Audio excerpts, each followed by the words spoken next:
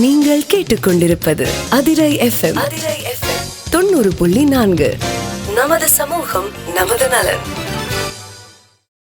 அதிரை பண்பலையின் அன்பான நேயர்களை இன்றைய சிறப்பு நிகழ்ச்சிக்கு வரவேற்பது நான் உங்கள் RJ தன்ஸ்ரீ. இன்று நவம்பர் 14 உலக நீரிழிவு தினம். இந்த தினத்துல பல பயனுள்ள தகவல்களை நம்ம கூட பகிர்ந்துக்கிறதுக்காக இன்னைக்கு நிகழ்ச்சியில நம்ம கூட இணைஞ்சிருக்காங்க பொதுநலம் மற்றும் நீரிழிவு சிறப்பு மருத்துவரான டாக்டர் முகமது ஜெசீம் அவர்கள். வாழ்த்துக்கள் டாக்டர். உங்களை பத்தின அறிமுகத்தை எங்க கூட பகிர்ந்துக்கோங்க. டாக்டர் முகமது ஜெசீம். நான் வந்து MBBS MD diploma diabetology plus DFC பொதுநலம் மற்றும் சர்க்கரை நோய்க்கான சிறப்பு மருத்துவம் நம்ம பண்ணியிருக்கோம்.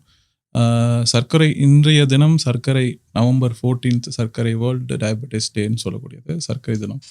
இந்த சர்க்கரை நோயை பற்றியான முழு விவரங்கள், அதுக்கான கேள்வி பதில், இதை நம்ம இன்னைக்கு பார்க்கலான்னு இருக்கோம். ஓகே டாக்டர், இந்த டயபெட்டிஸ் அப்படின்னா என்ன?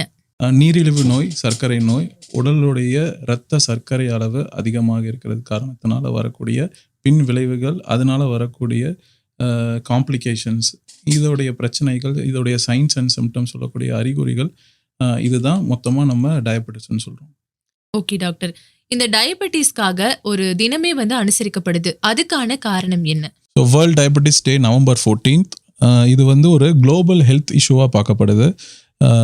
சர்க்கரை வியாதி வந்து இந்தியாவில் மட்டும் இல்லாமல் ஏஷியாவில் உலகம் மூறாவே அதிகமாக இருக்கிற காரணத்தினால குளோபல் ஹெல்த் இஷ்யூவாக இதை அட்ரஸ் பண்ணுறாங்க. அதனால் நம்ம மக்களிடையே ஒரு அவேர்னஸ் க்ரியேட் பண்ணுற காரணத்துக்காக தான் இந்த நவம்பர் 14 வேர்ல்ட் டயபெட்டிஸ் டே கொண்டாடப்படுது. அது மட்டும் இல்லை, இதில் அவேர்னஸ் நம்ம மக்களுக்கு புரிதல் காரணமாக இதை எப்படி நம்ம வந்து கண்டுபிடித்தல், டயபெட்டிஸ் வந்துட்டால் அதை எப்படி அதை நம்ம சரி செய்தல், அதற்கான உணவு முறை, அதற்கான மெடிகேஷன்ஸ், இந்த வாழ்வியல் முறை, லைஃப் ஸ்டைல் மாடிஃபிகேஷன்ஸ், இதெல்லாம் சரிவர பண்ணுறதுக்காக இந்த நவம்பர் 14 வேர்ல்ட் டயபெட்டிஸ் டே வந்து யூஸ்ஃபுல்லாக இருக்குது. ஓகே டாக்டர், இந்த டயபெட்டிஸ் அப்படிங்கிறது பொதுவாக எல்லாருக்குமே இருக்கக்கூடிய ஒரு பிரச்சனையாக இருக்குது. இது ஏற்படுறதுக்கான முக்கியமான காரணம் என்ன? ஸோ இது ஏற்படுறதுக்கு முக்கிய காரணங்கள் வந்து ஹெரிடிட்ரின்னு சொல்லலாம். ப்ரைமரியாக நம்ம இதை வந்து ரெண்டாக பிரிச்சிருக்கோம், டைப் 1 டைப் 2 டயபெட்டிஸ்ன்னு சொல்லி பிரிச்சிருக்கோம். ஸோ டைப் 1 டயபெட்டிஸில் வந்து காரணங்கள் வந்து குடும்ப வரலாறு, அவங்க அப்பா அம்மாவுக்கு வந்திருக்கலாம். ஸோ அதனால இவங்களுக்கும் வரக்கூடிய வாய்ப்புகள் இருக்குது. ப்ளஸ் அதிக உடல் பருமன், ஒபிசிட்டின்னு சொல்லக்கூடியது, பாடி மாஸ் இண்டெக்ஸ் BMI, நம்மளுடைய உடல் சராசரி அளவு எவ்வளோ இருக்கணும், அதை தாண்டி அதிகமான உடல் பருமன் காரணத்தினால ஒபிசிட்டி, ப்ளஸ் ஏஜ் ரிலேட்டடாக பார்த்தோம்னாக்கா மோர் தென் 45 ஏஜ் குரூப் ஆஃப் பீப்புள், இவங்களுக்கு முக்கியமான விஷயம் வந்து செடென்ட்ரி லைஃப் ஸ்டைல்ஸ், அதாவது நம்மளுடைய பெரும்பாலும் உடற்பயிற்சி இல்லாமல் ஒரே இடத்துல உட்கார்ந்து வேலை செய்யக்கூடிய விதமாக இருக்கிறதுனால இப்போ உள்ள செடென்ட்ரி லைஃப் ஸ்டைல் மாடிஃபிகேஷன்ஸ் காரணமாகவும், அப்புறம் கணைய நோய்கள், அதாவது பேன்கிரியாஸ். மெயினாக இந்த டயபெட்டிஸ்க்கான சுரப்பி வந்து எங்கே இருக்குது அப்படின்னா ஒரு பேன்கிரியாஸ்ன்னு சொல்லக்கூடிய கணையத்திலேருந்து சுரக்குது, பீட்டா செல் ஆஃப் பேன்கிரியாஸ்ன்னு சொல்லுவோம். ஸோ இந்த கணையத்தில் வரக்கூடிய நோய்கள் வைரஸாக இருக்கலாம், இல்லை அது ஒரு கேன்சராகவே இருக்கலாம். மோர் தென் 60-70 இயர்ஸ்க்கு மேலே இருக்கும்போது பேன்கிரியாட்டிக் கேன்சர்ஸும் காரணமாக இருக்கும். ப்ளஸ் PCODன்னு சொல்லுவோம், கருமுட்டை நீர்க்கட்டிகள். PCODயில் வந்து மல்டிபிள் வெள்ளை சிஸ்ட் இருக்கும், ஒயிட் சிஸ்ட்ன்னு சொல்லுவோம், cystic multiple cyst, polycystic ovarian syndrome ஒரு பாலிசிஸ்டிக் ஓவேரியன் டிசீஸ்ன்னு சொல்லுவோம். ஸோ கருமுட்டை நீர் கட்டிகள் காரணத்தினால சுகர், ஜெஸ்டேஷனல், அப்புறம் ஜெஸ்டேஷனல் டயபெட்டிஸ்ன்னு சொல்லக்கூடிய, அதாவது ப்ரெக்னென்சி அப்போது பிளட் சுகர் லெவல் வந்து அதிகமாகும். ஸோ இது வந்து ஜெஸ்டேஷனல் டயபெட்டிஸ். ஸோ கர்ப்பகால இரத்த சர்க்கரை அதிகமாகுதுன்னு சொல்லுவாங்க. ஸோ இதெல்லாம் காரணத்தினால தான் நம்மளுடைய டயபெட்டிஸ் வர்றதுக்கான காரணங்கள். ஓகே டாக்டர், டயபெட்டிஸ் ஏற்படுறதுக்கான காரணத்தை பற்றி சொன்னீங்க. இந்த நோய் நம்மளோட வாழ்க்கையை எந்த அளவுக்கு பாதிக்குது, அதோட அறிகுறிகள் எல்லாம் என்னென்ன, அதை பற்றி கொஞ்சம் சொல்லுங்க டாக்டர். ஸோ சூப்பர் கொஸ்டின் இது. டயபெட்டிஸோடைய அறிகுறிகள் அப்படின்னா இங்கிலீஷில் நம்ம இதை வந்து பாலியூரியா, பாலிஃபேஜியா, பாலிடிப்சியா அப்படின்னு சொல்லுவோம். அதிகமாக சிறுநீர் கழித்தல், அதிகமாக பசி எடுத்தல், அதிகமாக நீர் பருதுதல். ஸோ இந்த மாதிரி சிம்டம்ஸ் வந்து ப்ரைமரி சிம்டம்ஸாக இருக்கும். முக்கியமாக வந்து காலுடைய பாதங்கள் எரிச்சல் ஆகும், உடல் சோர்வு இருக்கும், ஒரு கன்ஃபியூஷன் ஸ்டேட்லேயே இருப்பாங்க. காரணம் வந்து சுகர் லோ ஆகிறதுனால அந்த கன்ஃபியூஷன் ஸ்டேட்ஸ் இருக்கும். அப்புறம் அடிக்கடி சிறுநீர் கழிக்கிறதுனால அவங்க நைட்டில் வந்து ஒரு ப்ராப்பர் ஸ்லீப் இருக்காது. நைட்டில் 4 வாட்டி 5 வாட்டி எடுக்கும் போது அந்த ஸ்லீப் பேட்டர்ன் மாறுது. இதனால அடுத்த நாள் வந்து அவங்க ரொம்ப டயர்டாக இருப்பாங்க. ப்ளஸ் அதிகமான நீர் வெளியாகுது, அது பேரே நீரிழிவுங்கிறதுனால அதிகமான நீர் வெளியாகுது. ஸோ டீஹைட்ரேஷன்ஸ் இருக்கும். இதனால தோல் சம்மந்தப்பட்ட பிரச்சனைகள், கண் சம்மந்தப்பட்ட பிரச்சனைகள், ஸோ இதெல்லாம் வந்து அஃபெக்ட் ஆகும். ஸோ டே டு டே உங்களுடைய ஆக்டிவிட்டீஸில் காலையில் எழுந்ததுலேருந்தே அவங்க சோர்வாக இருக்கிறதுக்கான காரணம் முந்தின அந்த நைட்டு ப்ராப்பர் ஸ்லீப் இல்லாமல் இருக்கிறதும், அடிக்கடி சிறுநீர் கழித்தல், அதிகமான தாகம் எடுத்தல், இடை குறைதல், இது எல்லாமே அதுக்கான காரணமாக இருக்கும். ஓகே டாக்டர், பொதுவா இந்த நோய் நம்ம உடலோட எந்த பகுதியை அதிகமா பாதிக்குது? 3 இடம் சொல்லுவாங்க யூஸ்வலாக. அதிகமாக சொல்லணும்னா நியூரோபதி, அதாவது நரம்பு மண்டலத்தை தாக்குதல், அப்புறம் ரெட்டினோபதி, கண்ணில் இருக்கிற பிறை, அந்த ரெட்டினான்னு சொல்லக்கூடிய அந்த திரையில் வந்து நரம்பு மண்டலத்தை தாக்குறதுனால ரெட்டினோபதி, கண் பார்வை மங்குதல், தூரப்பார்வை, கிட்ட பார்வை, இந்த மாதிரி விஷயங்கள் இருக்கும். ஸோ நியூரோபதிங்கிறது நரம்பு மண்டலத்தை தாக்குறதுனால வரக்கூடிய பக்க விளைவுகள்னு சொல்லலாம். ஸோ இதனால் வந்து மறதி, கால் பாதம் எரிச்சல், கால் நரம்பு கோளாறுகள், மதமதப்பு, இந்த மாதிரி சைன்ஸ் அண்ட் சிம்டம்ஸ் சொல்லுவாங்க. சர்விக்கல் நியூரோபதின்னு சொல்லுவோம். அதாவது சர்விக்கல் போன், நம்மளுடைய கழுத்துக்கு இருக்கக்கூடிய நரம்பு மண்டலங்கள் தாக்கப்படுகிற காரணத்தினால ஷோல்டர் பெயின் வரும், ஷோல்டர் வலி வரும். ஸோ கழுத்துலேருந்து ஷோல்டர் ஒரு கை மட்டும் வலிக்குது அப்படின்னு சொல்லுவாங்க பேஷண்ட்ஸ். அப்புறம் இடுப்பில் உள்ள நரம்பு காரணத்தினால அதுக்கு பேர் லம்பார் ரெட்டிகுலோபதின்னு சொல்லுவோம். ஸோ அந்த நரம்பு தாக்குறதுனால ஷியாட்டிகா பெயின். ஷியாட்டிங்கிறது நம்மளுடைய பாடியில் இருக்கிற பிக்கெஸ்ட் நர்வ், அதுதான்.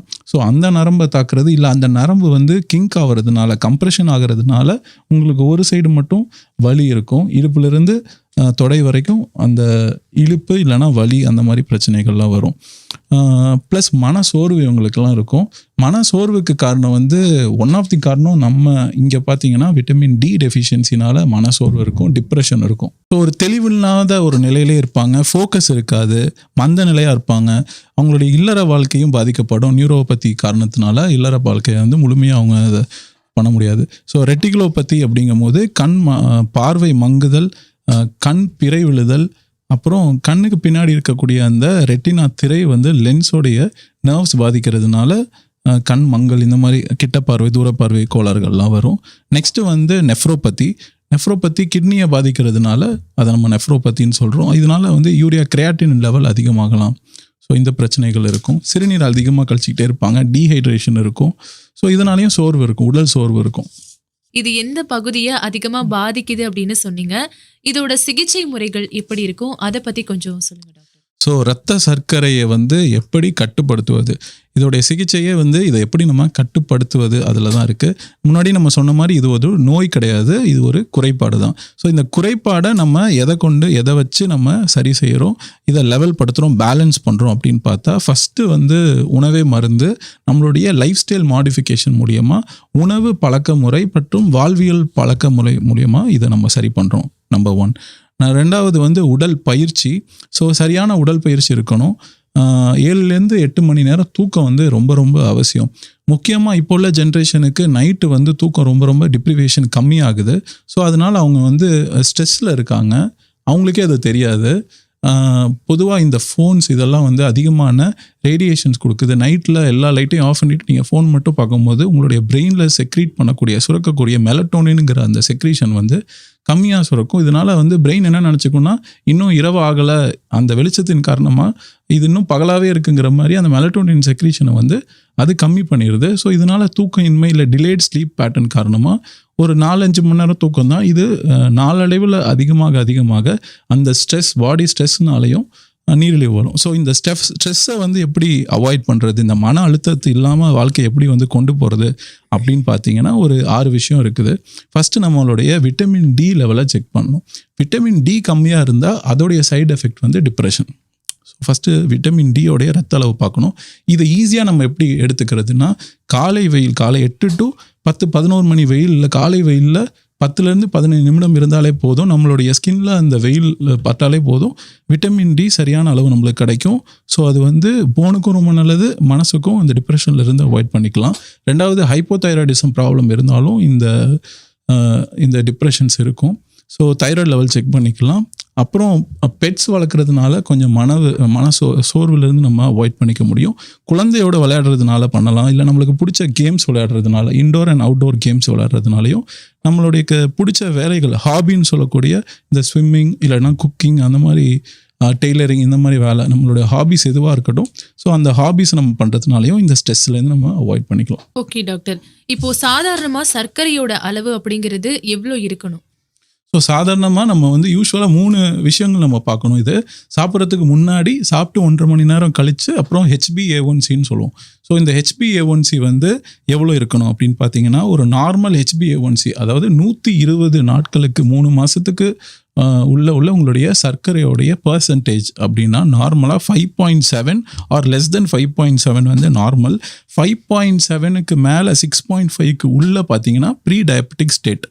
இந்த ப்ரீ டயபெட்டிக் 5.7லேருந்து 6.5 இது வந்து ப்ரீ டயபெட்டிக் ஸ்டேட். இந்த ப்ரீ டயபெட்டிக் ஸ்டேட்டில் இருக்கிறவங்க அவங்களுடைய லைஃப் ஸ்டைல் மாடிஃபிகேஷன் மூலியமாக உணவு பழக்க முறைகள், அப்புறம் எக்ஸசைஸ், இந்த மாதிரி விஷயங்களை கொண்டே நம்ம திருப்பி நான் டயபெட்டிக் நிலைக்கு போக முடியும். அடுத்த 3 மாதத்தில் இதை நம்ம கண்ட்ரோலாக பண்ணிவிட்டு high fibre diet, high protein diet, less carbohydrate diet, சத்தான விஷயங்கள், ப்ரோட்டீன்ஸ் நிறைய எடுத்துக்கிறது, ஸோ எக்ஸசைஸ் பண்ணுறது, ஸ்ட்ரெஸ் இல்லாமல் இருக்கிறது, தூங்குறது, இந்த மாதிரி லைஃப் ஸ்டைல் மாடிஃபிகேஷன் பண்ணாலே ப்ரீ டயபெட்டிக் ஸ்டேட் நான் சொன்னேன் இல்லையா 5.7லேருந்து 6.5க்குள்ளே இருக்கிறது ப்ரீ டயபெட்டிக் ஸ்டேட் HbA1c. இதுக்கு முன்னாடி உள்ள வேல்யூவை நம்ம வந்து ஈஸியாக நான் டயபெட்டிக் ஸ்டேட்டுக்கு கொண்டு வந்துடலாம். ஆனால் HbA1c மோர் தென் 6.5 அப்படி இருக்குன்னா அது வந்து ஒரு டயபெட்டிஸ்.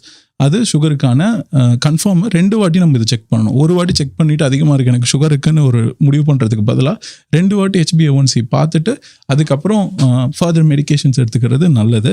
அவங்களுடைய ஃபாஸ்டிங் பிளட் சுகர் 126க்கு மேலே இருந்தால் அது வந்து டயபெட்டிக் ஸ்டேட்ஸ்க்கு போகுது. போஸ்ட் பிராண்டியல் 160க்கு சாப்பிட்டு 1.5 மணி நேரம் கழிச்சு சுகர் இருக்கும்போது 160க்கு மேலே இருந்தால் ஸோ அது வந்து டயபெட்டிஸாக நம்ம எடுத்துக்கலாம்.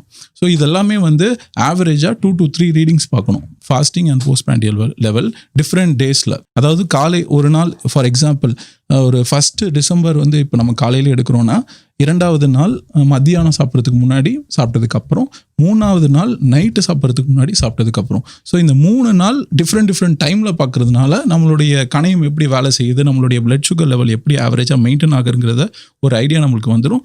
அதுக்கப்புறம் அதுக்கான நம்ம மெடிசின்ஸ் மற்ற லைஃப் ஸ்டைல் மாடிஃபிகேஷன் பண்ணும்போது உங்களுக்கு இந்த டெஃபிஷியன்சி, இந்த குறைபாடை சரி பண்ணி நம்ம நல்லா வாழலாம். சர்க்கரை நோயாளிகளுக்கு பொதுவாக உடற்பயிற்சி ரொம்ப அவசியமானது அப்படின்னு சொன்னீங்க. அந்த வகையில் எந்த மாதிரியான உடற்பயிற்சி சிறந்ததா இருக்கும்? பொதுவாக உடற்பயிற்சி பண்ணனாலே சிறந்தது தான். அதில் சிறந்ததுன்னு பார்த்தோன்னா நடைப்பயிற்சி வந்து அவசியம், மிக மிக அவசியம். நடைப்பயிற்சி ஒரு நாளைக்கு 5000 ஸ்டெப்ஸ் ஆவரேஜாக இந்தியன் மேல் அண்ட் ஃபீமேல் ஆண் பெண் இருசாராரும் 5000 ஸ்டெப்ஸ் ஒரு நாளைக்கு நடைப்பயிற்சி. இப்போ எல்லாருக்கிட்டையும் ஃபோன்ஸ் இருக்குது, ஆண்ட்ராய்ட்ஸ் அண்ட் ஆப்பிள் இருக்குது, ஆப்ஸ் எல்லாமே வந்தாச்சு. ஸோ ஒரு நாளைக்கு நீங்கள் எவ்வளோ நடக்கிறீங்கிறது உங்கள் ஃபோன் சொல்லிடும். ஸோ மினிமம் டெய்லி பேசிஸில் நம்மளுடைய கலரியை எடுத்துக்கிறதுக்கு, அதை பேலன்ஸ் பண்ணுறதுக்கு 5000 ஸ்டெப்புங்கிறது ரொம்ப ரொம்ப பேசிக் திங்ஸு. அப்புறம் ஒரு நாளைக்கு ஆவரேஜாக 20 to 30 மினிட்ஸ் வந்து நம்ம எக்ஸசைஸ் பண்ணணும். எக்ஸசைஸ்னால் நீங்கள் வந்து பெருசாக தம்பிள் எடுத்துக்கிட்டு 25 கிலோ 2 செட் அது இல்லை எக்ஸசைஸ். எனி எக்ஸசைஸ் வீட்டில் இருந்துட்டு கை கால் மேலே தூக்கிட்டு பண்ணிக்கலாம். இல்லைனா தரையில் படுத்துக்கிட்டு, சில முடியாதவங்க தரையில் பண்ணிக்கிட்டு கை கால் அசைவு பண்ணுறது, இந்த மாதிரி சின்ன சின்ன aerobic and aerobic exercises 20 to 30 minutes per day பண்ணுறது நல்லது. ஸோ அடுத்தது பிஎம்ஐ வந்து ஈஸியாக நம்ம கால்குலேட் பண்ணணும்னா நம்மளுடைய ஹைட் சென்டிமீட்டர் அளந்து எடுத்துட்டு, ஒரு எக்ஸாம்பிள் நான் வந்து ஒரு 183 சென்டிமீட்டர் ஹைட் இருக்கேன்னா அதை வந்து -100. ஸோ நான் 183ல் -100 பண்ணால் 83. இதுதான் இந்த 83 kgங்கிறது தான் என்னுடைய ஆவரேஜ். என்னுடைய ஹைட்டில் நான் 100 மைனஸ் பண்ணுற ஒரு வேல்யூ தான் என்னுடைய வெயிட்டோடைய சராசரி நிலை. ஸோ இது வந்து 5 கிலோ முன்ன பின்ன இருக்கலாம் ஆவரேஜாக. இப்போ 83னா +5 88 இருக்கலாம், இல்லைனா ஒரு 76 அந்த மாதிரி இருக்கலாம். ஸோ இந்த வெயிட்டை நான் வந்து மெயின்டைன் பண்ணணும். இந்த வெயிட்டுக்கு ஏற்ற கேலரி தான் நான் எடுக்கணும் அதை மெயின்டைன் பண்ணும்போது. ஸோ இந்த மாதிரி உணவு முறைகளை நம்ம பண்ணும் போதே நம்ம ஓரளவு டயபெட்டிஸை கண்ட்ரோல் கொண்டு வரலாம். ஓகே டாக்டர், உணவு முறை வந்து நம்ம சாதாரணமாக எப்படி இருந்தால் நல்லாயிருக்கும்? உணவு தான் ரொம்ப ரொம்ப முக்கியம். இதில் பேசிக் நம்மளுடைய வாழ்வாதாரத்து உணவுடைய பழக்க முறைகள் தான் ரொம்ப ரொம்ப முக்கியம் இல்லையா? ஸோ அதனால டயபெட்டிக் பேஷண்ட் மட்டும் இல்லாமல் சராசரியாக பொதுவாகவே நம்ம average Indian male and female 50 to 60% carbohydrate இருக்கிற உணவாக இருக்கணும். 10 to 15% ப்ரோட்டீன் உணவாக இருக்கணும். 20% 20% ஃபேட் இருக்கலாம். லெஸ் தென் 7% சேச்சுரேட்டட் ஃபேட் இருக்கலாம். ஸோ இதுதான். இது எப்படி நீ ஈஸியாக கண்டுபிடிக்கிறதுனா, முன்னாடி சொன்ன மாதிரி நம்ம ப்ரோகாஸ் இண்டெக்ஸ்ன்னு சொல்லுவோம். நம்மளுடைய ஹைட்டை -100 பண்ணால் நம்மளுடைய வெயிட் ஆவரேஜ் வந்துடும். இப்போ எனக்கு 183 சென்டிமீட்டர் 100 வகுத்தா 83. இந்த 83 வெயிட்டை தான் நான் மெயின்டைன் பண்ணணும். முன்ன நான் 10 கிலோ அதிகமாகவும் இருக்கலாம், இல்லை நான் கம்மியாகவும் இருந்தேன்னா அதை நான் சரியாக கொண்டு வரணும். உணவு பழக்க முடியுமா? ஸோ எவ்வளோ ப்ரோட்டீன் நம்ம எடுத்துக்கணும்னா 0.1 பர் கேஜிங்கிற விதத்தில். இப்போ நான் வந்து 83 கேஜி இருக்குன்னா 8.3 கிராம்ஸ் ஒரு நாளைக்கு நான் ப்ரோட்டீன் எடுக்கணும். கண்டிப்பாக என்னுடைய சாப்பாட்டில் நார் சத்து இருக்கணும், ப்ரோட்டீன் புரத சத்து இருக்கணும், கார்போஹைட்ரேட் கம்மியாக இருக்கணும். சுகர் பேஷண்ட்டு 3 வேளை மீலை அவாய்ட் பண்ணிவிட்டு 5 வேளை மீல் ஆக்கிடணும். எவ்ரி 4 hours குறைந்த குவான்டிட்டி அமௌண்ட்டை வந்து கம்மி பண்ணிவிட்டு குவாலிட்டியான டயட் எடுத்துக்கலாம். அவரைக்காய் இந்த மாதிரி காய் வகைகள் அதிகமாக எடுத்துக்கிறது, வெஜிடபிள்ஸ் அதிகமாக எடுத்துக்கிறது, அதிகமாக சுகர் இருக்கிற ஃபுட்ஸை வந்து அவாய்ட் பண்ணணும். மெயினாக பழங்களே பார்த்தீங்கன்னா பலாப்பழம், பப்பாயா, மேங்கோ, அதை மாப்பழ வாழை, இது 3மே அதிகமாக சுகர் கண்டென்ட் இருக்கும். ஸோ இதெல்லாம் குறைச்சிக்கிறது நல்லது. வாழைப்பழங்களில் செவ்வாழை எடுத்துக்கலாம். பெரிய செவ்வாழையாக இருந்தால் அதை வந்து அரைப்பங்காக குறைச்சிக்கிறது நல்லது. ஒரே டைமில் அதிகமாக நம்ம எடுக்கிறதுனால அந்த ஆவரேஜ் லெவல் திருப்பி அதிகமாகும். சேச்சுரேட்டட் சுகர்னால் வெள்ளை பொருட்கள், வெள்ளை புகை, அது வந்து பாலிஷ்டு ரைஸாக இருக்கலாம். பாலிஷ்டு ரைஸும் வெள்ளை பொருள் தான். காரணம் ஏன்னா அதில் மேலே இருக்கிற அந்த தைமின் ப்ரோட்டீன் வந்து அது வாஷ் அவுட் ஆகிடும். ஸோ நீங்கள் பாலிஷ் பண்ணுறதுனால ரைஸோடைய டெக்ஸ்சரை நல்லா வெள்ளையாக காட்டணுங்கிறதுக்காக அதை நம்ம பாலிஷ் பண்ணுறாங்க. ஸோ பாலிஷ் பண்ணுறதுனால மேலே இருக்கிற அந்த தோல் போகிறதுனால தைமின் வந்து பாடிக்கு சேர்றதில்ல. அது வந்து ஒரு வகையான விட்டமின் பி. ஸோ இது சேராததுனால நம்மளுக்கு நரம்புகளில் பாதங்கள் எரிச்சல் வந்து சுகர் பேஷண்ட்டுக்கு அதிகமாக இருக்குது. ஏன்னா அந்த விட்டமின் பி போய் சேராததுனால. நம்பர் 1. நம்பர் 2 வந்து சால்ட். இதெல்லாமே வெள்ளை பொருள் தான். சுகர், சால்ட், மைதா, ரவா, இது எல்லாமே ஒயிட் மெட்டீரியல்ஸ். இந்த ஒயிட் மெட்டீரியல்ஸ் எல்லாம் அவாய்ட் பண்ணுறது ரொம்ப நல்லது. ஃபேட். ஓகே டாக்டர், இவ்வளோ நேரம் எங்க கூட நிறைய பயனுள்ள தகவல்களை பகிர்ந்துக்கிட்டீங்க. அடுத்ததா நம்ம நிகழ்ச்சி நேயர்களுக்கு நீங்க சொல்லக்கூடிய கருத்து என்ன டாக்டர்? லைஃப் ஸ்டைல் மாடிஃபிகேஷன், அதாவது நம்மளுடைய வாழ்வியல் முறையை வந்து ஹெல்த்தியாக வச்சுக்கணும். ஹெல்த்தி ஃபுட்ஸை ஒரே டைமில் அதிகமாக எடுத்துக்காமல் டிவைடட் டோசஸில் சிறளவாக இருந்தாலும் குவாலிட்டியான ஹெல்த்தி ஃபுட்ஸ், ப்ரோட்டீன் புரதச்சத்து நிறைந்ததாக இருக்கணும். அதில் ஃபைபர் அதிகமாக இருக்கணும். இந்த மாதிரி ஆரோக்கியமான உணவுகளை எடுத்துகிட்டு avoid sodas, coloured drinks, coloured foods, preservative இருக்கிற பொருளை அவாய்ட் பண்ணுறது 100% அவாய்ட் பண்ணியே தீரணும். ஏன்னா நம்ம அதில் உள்ள கெமிக்கல்ஸாக இருக்கலாம், அதில் உள்ள கலரிங் ஏஜென்ட்டாக இருக்கலாம், அது எல்லாமே வந்து இந்த பேன்க்ரியாஸ் கணையத்தை வந்து பாதிக்கக்கூடியது. ஸோ இதெல்லாம் அவாய்ட் பண்ணிவிட்டு ஹெல்த்தியான நேச்சுரல் ஃபுட்டுக்கு மாறுறது ரொம்ப ரொம்ப நல்லது. எக்ஸசைஸ் எல்லாருமே பண்ணணும். 20 to 30 minutes a day minimum பண்ணணும். 5000 ஸ்டெப்ஸு கண்டிப்பாக நடக்கணும். ஒரு சேரில் நம்ம உட்காந்து வேலை செய்கிற வேலையாக இருந்தாலும், இப்போது டாக்டர்ஸ் நீங்கள் எல்லாருமே வந்து நம்ம உட்காந்து வேலை செய்கிற இருக்கோம் இல்லையா? ஸோ 1.5 to 2 hours மேலே ஒரு இடத்துல உட்காந்து இருக்கக்கூடாது. மெயினாக இந்த கேமர்ஸ், யூடியூபர்ஸ், இந்த மாதிரி செடென்ட்ரி லைஃப் ஸ்டைல் இருக்கிறது எல்லாருமே 2 hours மேலே ஆகிடுச்சுன்னா ஒரே இடத்துல உட்காரக்கூடாது. கண்டிப்பாக ஒரு வாக் போயிட்டு வரணும். எவ்ரி 1.5 hours இது பண்ணி ஆகணும். இந்த தகவல் எல்லாத்தையும் இதை மக்களுக்கு ஷேர் பண்ணுறதுக்கு எனக்கு மிகவும் ஹெல்ப்ஃபுல்லாக இருந்த அதிரை எஃப்எம்க்கு ரொம்ப ரொம்ப நன்றி. நீங்கள் கேட்டுக்கொண்டிருப்பது அதிரை எஃப்எம் 90.4. நமது சமூகம் நமது நலன்.